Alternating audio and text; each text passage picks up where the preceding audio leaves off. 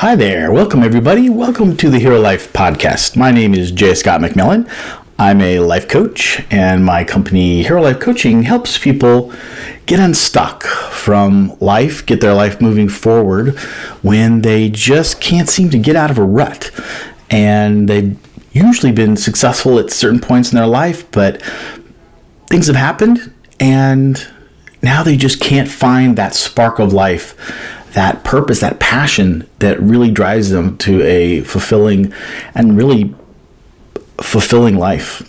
And of course, I went through all that myself and through my 40s and early 50s. And I have a degree in psychology, and so I put my psychology hat on. I dove into all my research books, and I came up with some solutions. And so I wrote a book called Be the Hero of Your Life, which I published this month, and it's now available on Amazon and anywhere books are sold. And it talks about how to be the hero of your own life. And it uses the hero's journey, Joseph Campbell's hero's journey, as a backdrop and a metaphor to help you know yourself better than you've ever known yourself before. And we're going to get into lots of detail on that.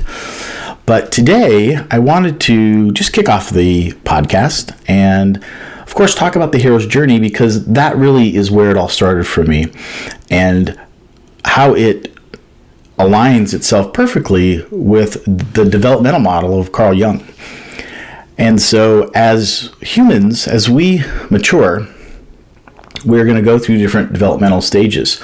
And according to Jung and the psychologists of our time have figured out there are some developmental stages that if we're going to grow healthy into our adult lives, that we should move through these different cycles. And for Jung, it's the ego, the soul, and the self. And so Joseph Campbell was a big fan of Carl Jung's, and the hero's journey tends to line up perfectly with these developmental cycles. And so we're going to go into detail about how they line up and why that's important or interesting to even know. But before we get into that too far, let me go into a little bit about my story and how I came up with writing the book, Be the Hero of Your Life, how I became a life coach, and how I found the hero's journey and used that as a model. So when I hit my 40s, I'd had a wonderful, almost golden life, I figure, up until that point. And I had really not faced any adversity. And when I hit 40, my body just gave out. Now, at this time in my life, I was climbing the corporate ladder. I had a house in the suburbs, 2 kids, loving wife, and was sort of living the American dream. And unfortunately, up until that point, it was all this stress and unmanaged, undiagnosed, unbeknownst to me that I even had this. And at 40, I had a kidney stone. One day I got a kidney stone, went to the emergency room, and they pumped me with all these drugs. And when I got out the next day, my stomach felt terrible. And I thought, oh, it'll go away. Well, it never did. 8 months later, and severe stomach pains, lost 40 pounds, not the good way. And the doctors couldn't find anything. I had every test. They couldn't find anything really wrong with me. It was diagnosed at that point as irritable bowel syndrome. And, I just had to sort of suffer through it. And time was passing and my body was starting to recuperate. Then my back started to give out. And that went from a sore right shoulder to debilitating back pain where I could barely walk and could barely work. And again, lots of doctors, lots of cortisone shots, lots of MRIs. And again, nobody could find anything significant wrong with me. And so I finally one day said, enough doctors, because it seemed like the more doctors I went to, the worse I felt. Enough doctors. And I took some time off work and I just started to de-stress. But it was a slow go. I had no idea what I was doing and that really this stress was causing this. But one day, so it was about a year after all this started, was in the shower one morning and I heard this voice in my head that said, you must be doing something wrong. This is no way to live life. And I didn't know what that meant, but it was just this penetrating thought that I was doing something wrong in my life. Not, overtly necessarily, but it was the way I was thinking, the way I was behaving, my actions based upon probably being just internally focused. And I'd been, a good guy and tried my best to get things done and do stuff in life, but I just was too wrapped up in my own inner world. But I was blaming everybody else. I was blaming the doctors. I was blaming everybody I could think of. And, at the time, really, things were going downhill. My marriage was failing. My business life was failing. I was just going through the motions, wasn't enjoying work, had no passion, no purpose at all. My health was terrible. It was just continuing to go downhill with no answers. And so I'd sort of hit my rock bottom, I thought.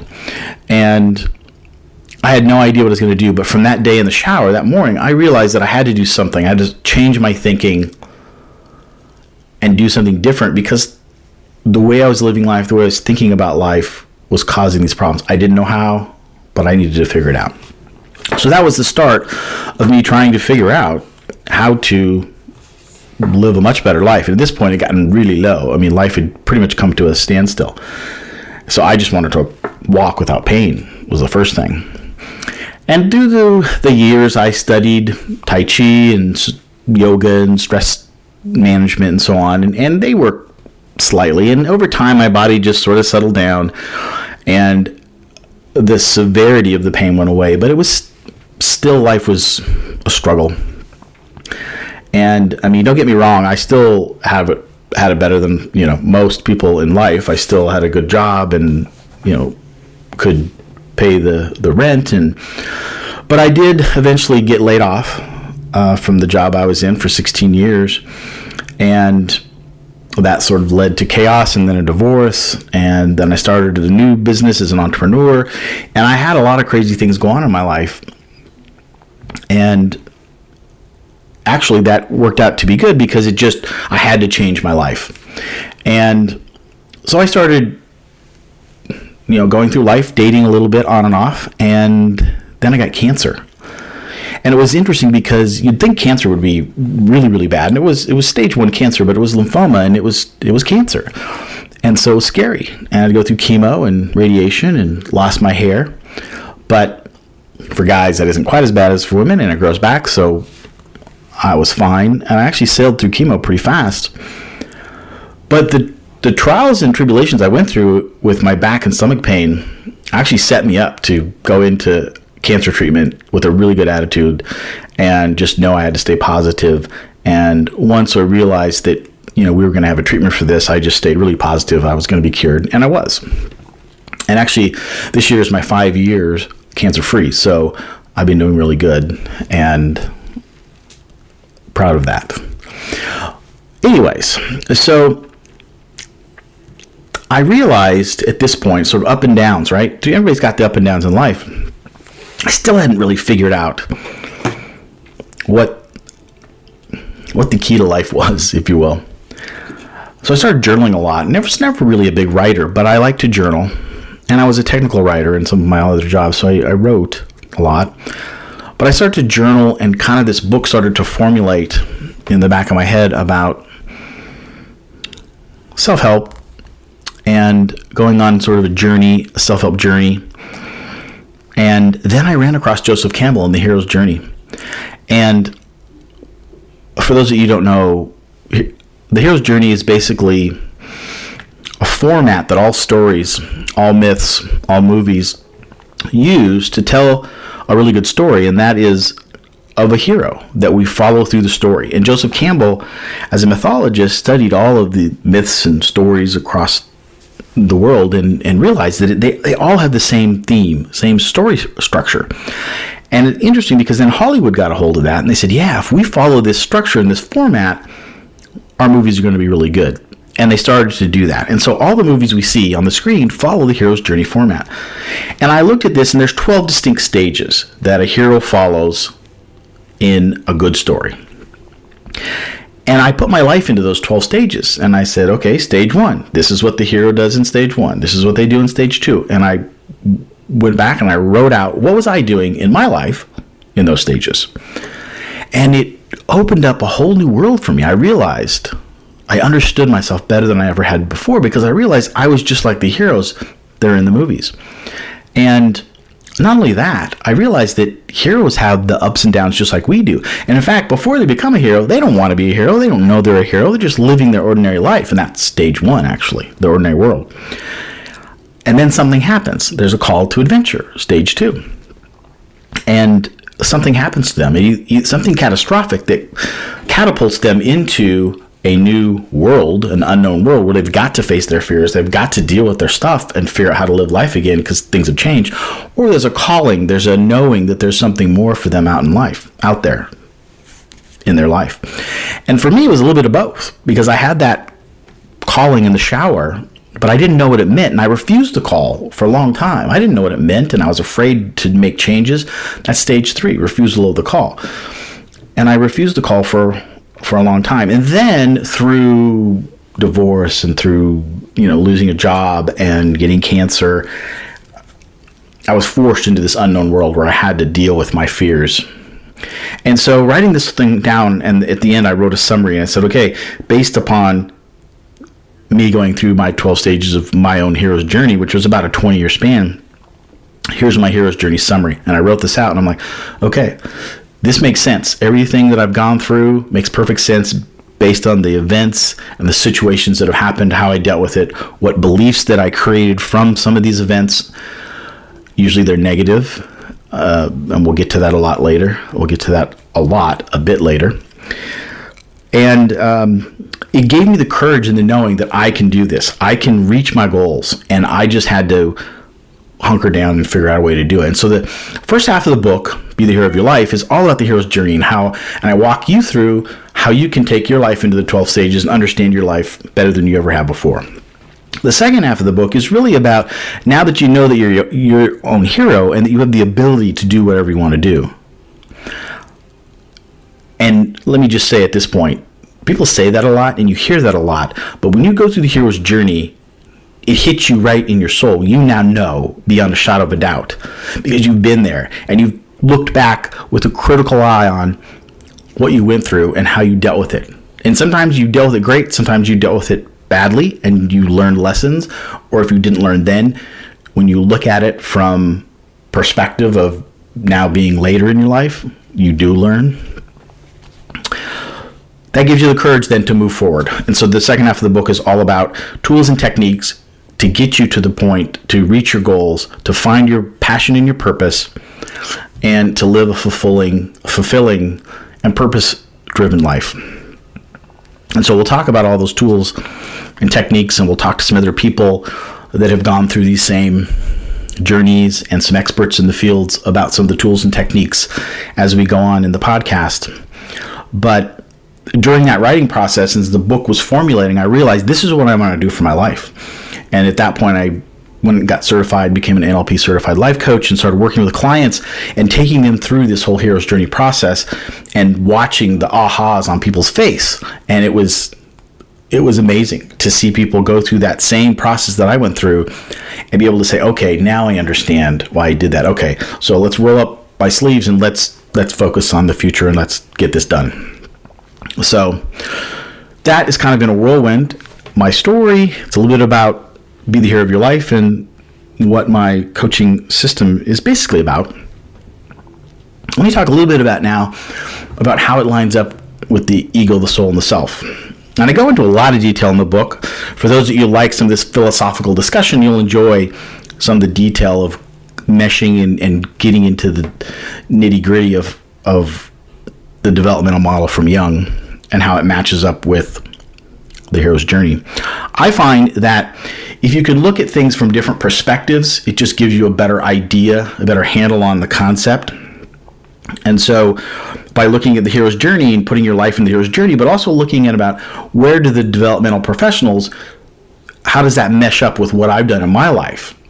And you'll realize that maybe there's an area that you still need some work in before you can move on and into those higher level developmental areas or the later stages of the hero's journey. So I broke down the hero's journey into 3 phases, 4 stages in each. So the first phase is the preparation phase. This is the area, the time that you're getting ready to go on your journey. Now, you don't know that you're going to go take your journey or whatever, but this is the part of your life where you're preparing that you'll be ready when you do have to take your hero's journey. The second phase is then the journey phase. You're now into the journey phase, and there's 4 stages that you go through in that phase, but it's all about taking the journey. And then the last phase is the return. This is after you've taken the journey, you've found the treasure, or close to finding the treasure, or figuring out your life, or getting the promotion, getting the girl, getting, whatever goal you need to achieve.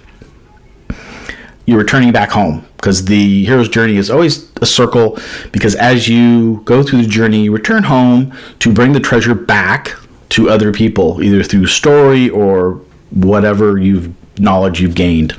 And then you start on a new journey at a new level of perspective, because you've learned a lot in this first journey that you've taken. So comparing that with Jung's developmental model, the ego is the first developmental model.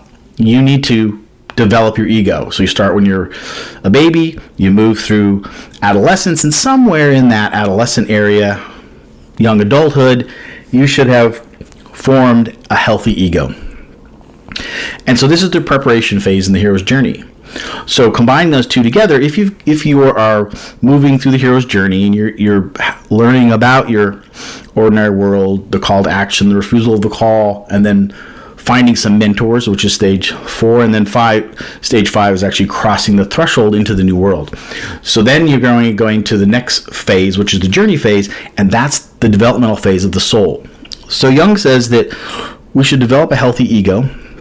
The ego should be able to understand who we are and have a confidence that we can stand up for ourselves, but not too overly confident and or cocky that we won't allow for other people to live in their own world, do their own thing, and we don't have to push or pull them, bend them to our will, if you will.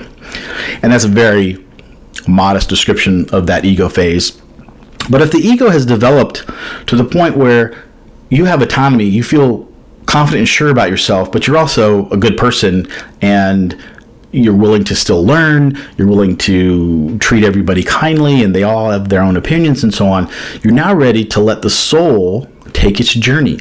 At this point, when you're a confident individual after a healthy ego, now the soul goes on the journey, and it goes out and it's confident. It has this base from the ego is set to go out into the world and explore and to find new things in life and to go on a risk and to, stick your neck out into places, and it may work and it may not, and you may learn new things, and they may be good, they may be bad, but you're on this journey, and the soul is growing, and the soul yearns to just go out and find and seek and bring in new information.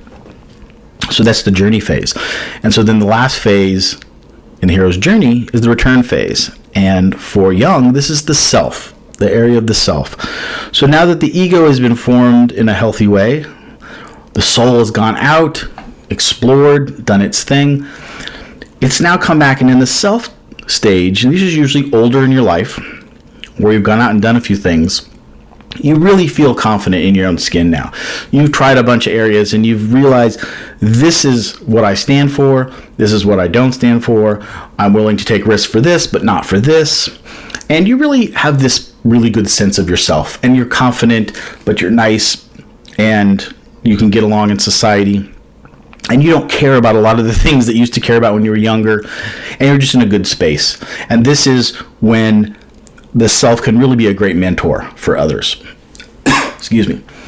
And so in the journey phase, it's the same thing. You've gone through these trials and tribulations. You're on your way back. There's still going to be some trials on your way back, because in the hero's journey, even after you've attained what you thought was the treasure, on your way back, there's going to be some difficulties. There's going to be potential for you to lose the treasure along the way. You've got to really buckle down and finish the job and get to the very finish.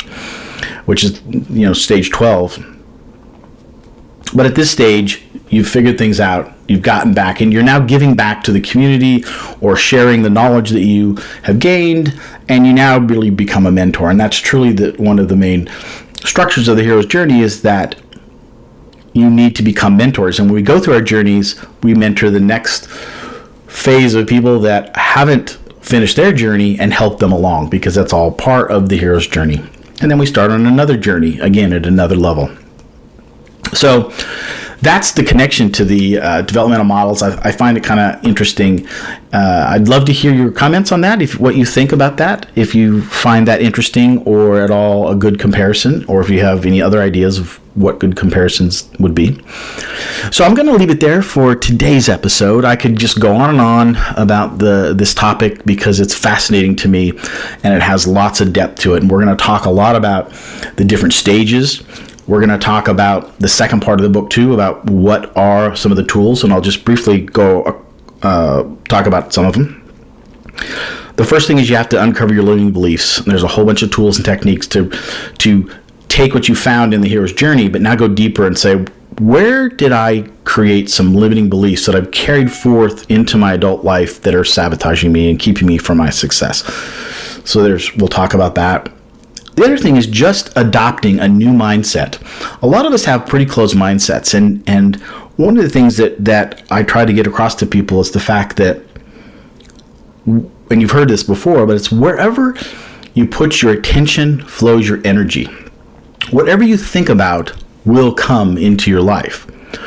So if you are thinking negative thoughts, the negative events are going to happen in your life. And I know that sounds simple, but we're going to break it down into detail and throw in some science in there so you can understand it really does make sense.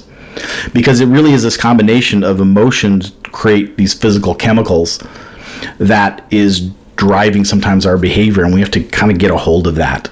And it all starts with our brain. And so we adopt this inside out thinking, and so that we know beyond on a shadow of a doubt that everything that happens in our life is based on how we perceive and think it in our brain.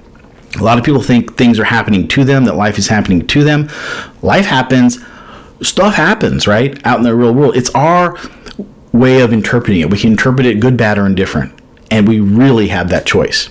And to really understand that whatever we think about is going to manifest in our life. So we start there, and then we go in deeper. And once we've eliminated or figured out some of these limiting beliefs, we turn them into positive, powerful beliefs. And then we use that inside-out thinking, and we anchor in these new powerful beliefs about ourselves. We detail them so that the emotion and the feeling of them can be felt in our body, even though we're sitting on the couch doing meditation. We're focusing and visualizing our future in this positive new way. We're literally creating the chemicals that drive our body and our emotions. And when that happens, we are creating a frequency into the universe where we are really calling in the best of our future, because we've eliminated the negative energy and vibrations that clog us up from attaining what we want. So we're going to get into all that detail and go into all the science of quantum theory and how it meshes up with frequencies, and we'll go into all that fun stuff. And again, all this is in my book, Be the Hero of Your Life. You can find it out on Amazon, or you can go to www.theherobook.com. And if you want to connect with me, hit me up on my website at www.jscottmacmillan.com. And I'd love to hear your comments on the podcast, on anything else. I've got lots of videos and blog posts out there that you can interact with. And thanks for tuning in for the first episode of the Hero Life podcast. And I enjoyed it, and I look forward to doing more, and we'll see you next time. Goodbye.